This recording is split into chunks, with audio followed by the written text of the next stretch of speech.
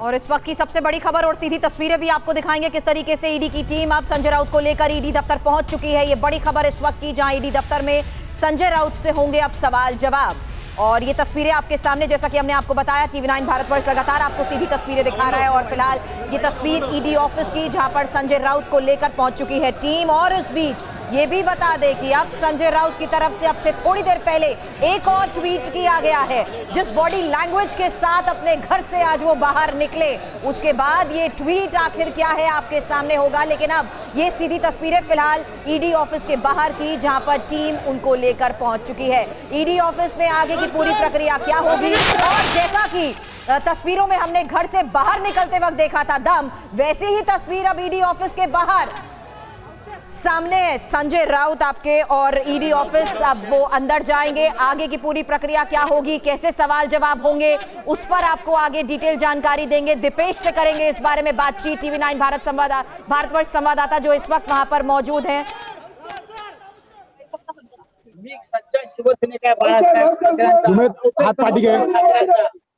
सुमेध हाथ पार्टी गए, आम्ही लढू, महाराष्ट्र इतना कमजोर नाही आहे। सुमेध हाथ खाली गए, शिवसेना इतकी कमजोर नाही आहे। मोबाईल नीचे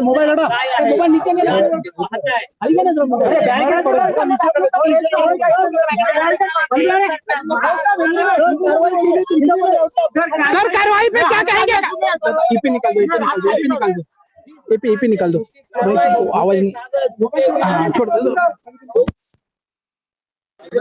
लेना क्या कर रहे हैं, खराब कर रहे हैं। महाराष्ट्र को कमजोर करने के लिए, शिवसेना को कमजोर करने के लिए, लेकिन शिवसेना कमजोर नहीं होगी।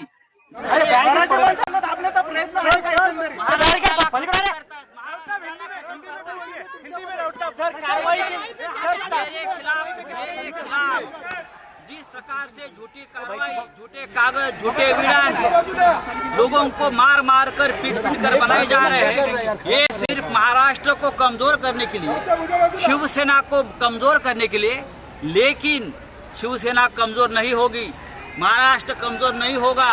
दूसरी बात, संजय राऊत झुकेगा नहीं, ना पार्टी छोडेगा, ना शिवसेना छोडेगा। सर एकंदरीत पाहिलं गेलं शिंदे गटामध्ये जे गेलेले आहेत त्यांच्यावर कारवाई नाही झाली, मात्र तुमच्यावर झालेली। संजय शिरसाट ने खुशी जताई है, क्या कहेंगे? नहीं, पेड़े वाटा, महाराष्ट्र कमजोर होतोय, पेड़े वाटा, पेड़े बरं का, महाराष्ट्रावर हल्ले होत आहेत, पेड़े वाटा। अरे बेशरम लोक आहेत तुम्ही, लाज वाटली पाहिजे तुम्हाला।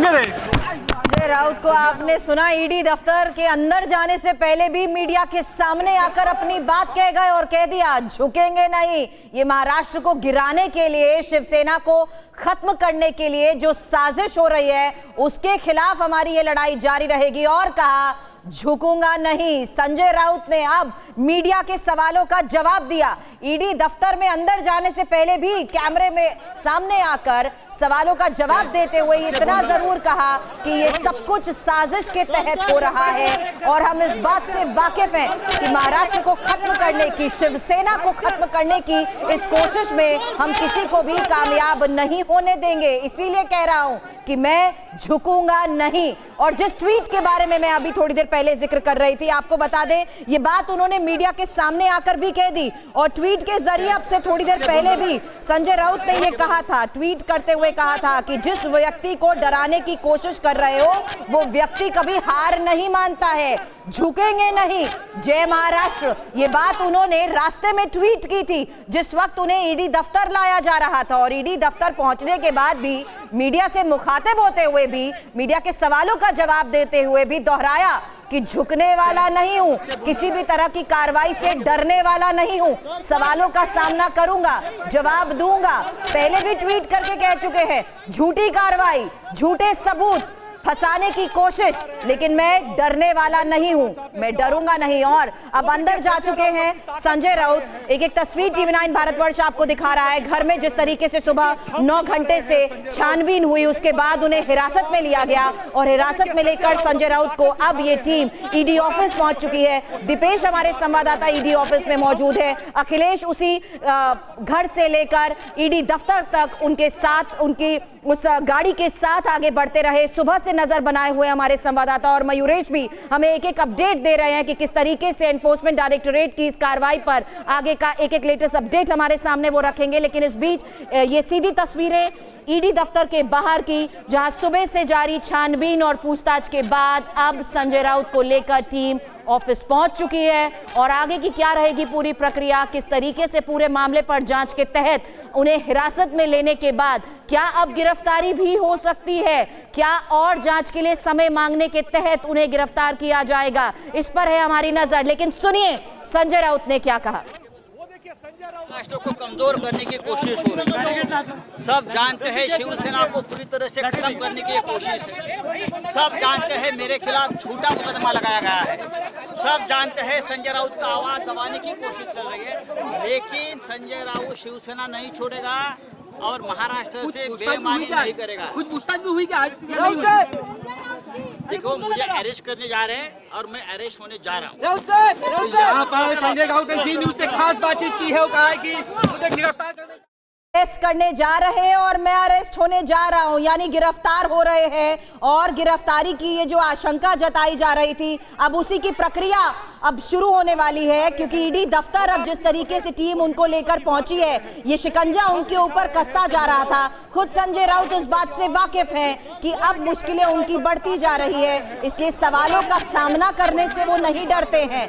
लेकिन अब ये साफ हो चुका है कि ईडी दफ्तर जो पहुंची है टीम उनको लेकर, मुश्किलें उनकी बढ़ती जा रही हैं। इसलिए अंदर जाने से पहले भी एक बार फिर से कैमरों के सामने उन्होंने दोहराया कि मैं डरने वाला नहीं हूं, नहीं झुकूंगा, ये सब झूठी कार्रवाई है, मुझे फंसाने की कोशिश है, शिवसेना को खत्म करने की कोशिश है। और देखिए संजय राउत की तरफ से एक और बड़ी बात कही गई जो यहां पर हमने देखा। संजय राउत ये बोलते नजर आए कि पूरी साजिश शिवसेना को कमजोर करने की है और मैं शिवसेना को छोड़ूंगा नहीं। तो सवाल ये उठता है कि आखिर ये बयान क्यों दिया गया। अब दीपेश इस वक्त हमारे साथ ईडी दफ्तर से जुड़े हुए हैं। दीपेश, बहुत बड़ी बात कही, हालांकि ये कहा जा रहा था कि अगला स्टेप अरेस्ट करने का होगा, लेकिन संजय राउत खुद मीडिया से बात करते हुए ये कंफर्म कर रहे हैं कि वो अरेस्ट होने वाले हैं और इसके लिए अंदर जा रहे हैं आगे वो। जी बिल्कुल, एक तरह से ईडी की जो कार्रवाई है उसे चुनौती देते हुए संजय राउत जो है वो अंदर गए हैं। उस समय उनके साथ भाई सुनील राउत थे, उन्होंने मीडिया से बात की और कुछ विधायक थे जो शिंदे गुट के साथ है, उन्होंने उनके संजय राउत पर हुई कार्रवाई का समर्थन किया था, खुशी जाहिर की थी। उस पर भी उन्होंने कटाक्ष करते हुए कहा है कि उनको लाज शर्म आनी चाहिए, उनको पेड़े बांटने चाहिए। महाराष्ट्र की ये स्थिति हो रही है और ऐसे में वो लोग खुशी मना रहे हैं और मैं किसी भी तरह से डरने वाला नहीं हूं। मैं शिवसैनिक था, शिवसेना में हूं और शिवसेना में ही रहूंगा, ऐसा स्पष्ट मत जो है वो संजय राउत ने व्यक्त किया है। और कार्रवाई के लिए जो भी ईडी की कार्रवाई होगी, जो भी इनकी आगे की प्रोसीजर होगी, इंक्वायरी होगी, उसके लिए सामने जाऊंगा, ऐसा उन्होंने कहा है। और एक तरह से उनकी अगर बॉडी लैंग्वेज को देखा जाए तो काफी एग्रेसिव मोड में दिखे। भगवा मफलर लहराते हुए वो घर से निकले थे और यहाँ पर भी आते हुए उन्होंने वही किया, भगवा मफलर जो है वो लहराया और एक तरह से स्पष्ट संकेत दिए कि शिव सैनिक है, शिवसेना में है और वो शिवसेना में ही रहेंगे। लेकिन आने वाले समय में अभी कुछ देर में स्पष्ट हो जाएगा। बहुत जरूरी इस पर बात करना दीपेश, कि जो बात बोली है कि एक बहुत बड़ी साजिश है और शिवसेना को मैं छोड़ूंगा नहीं, आखिर संजय राउत शिवसेना को छोड़ूंगा नहीं, इस संदर्भ पर आपसे सवाल करना चाहूंगा, ये बात क्यों पॉइंट आउट कर रहे हैं?